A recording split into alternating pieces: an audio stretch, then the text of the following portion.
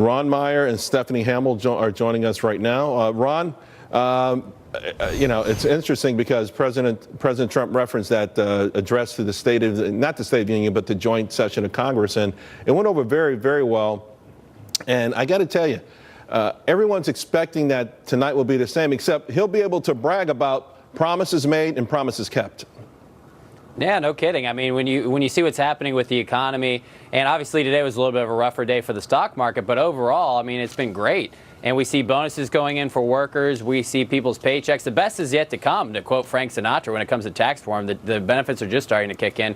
And then when you talk about infrastructure, it's the next step. And I think it's going to be really interesting to have a Republican president out there promoting rebuilding American infrastructure. I think it's going to be an incredibly powerful message. If you talk to people, they want to see more roads built, more bridges, more transportation projects, more and better airports. And so I think it'll be a really powerful message and a great next step for him to take. And you try to see what Democrats are doing to respond, and there's really not much of anything they can do. Sure. And so they're going to these tactics that are really pretty shameful. They are shameful. You know, Stephanie, in February 28th, President Trump promised to reduce job-crushing regulations. Check. Task force on reducing violent crime. Check. To demolish and destroy ISIS. Check. To develop a historic tax reform and reduce tax rates. Check. He also promised infrastructure. We didn't get that, and he didn't completely get rid of repeal and replacing Obamacare. So there's still a couple check marks that need to be made here. Yeah, he can't do it all alone, but this president has a lot to brag about. And I believe that the American people are starting to get sick and tired of the Democrats setting their hair on fire over every single thing that the president says or does. The president has had an amazing past year. The Democrats continue to spread misinformation, fearmonger, and spread lies. And they were trying to cast a shadow on this very important night where the president is talking about our future and how he's going to help Americans get ahead. Right. So the Democrats are so childish. Some of them are boycotting tonight. They're not going to be there.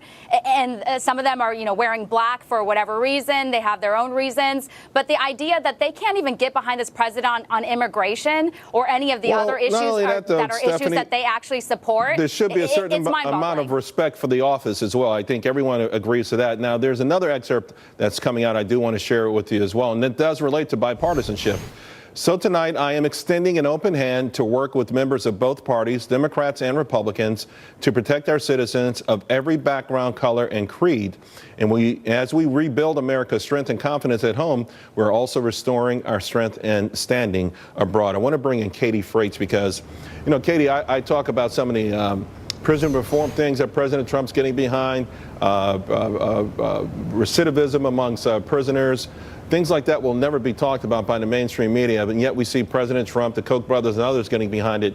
It looks like it's going to be incumbent upon him to articulate this message, not just tonight, but over and over again, because to Stephanie's point, that's the only way it's going to get out. Well, absolutely. I think you're completely correct. And he does tend to touch on things that are often completely ignored by members of both parties. The most important thing here is that he doesn't just say what he's going to say in the State of the Union tonight. He touts it over and over again on Twitter, in press releases, through his communications office to drive his message home. I'm very much so looking forward to seeing what he has to say specifically about a lot of topics. All right, guys, we have to wrap it up here. A fantastic panel. I really appreciate it.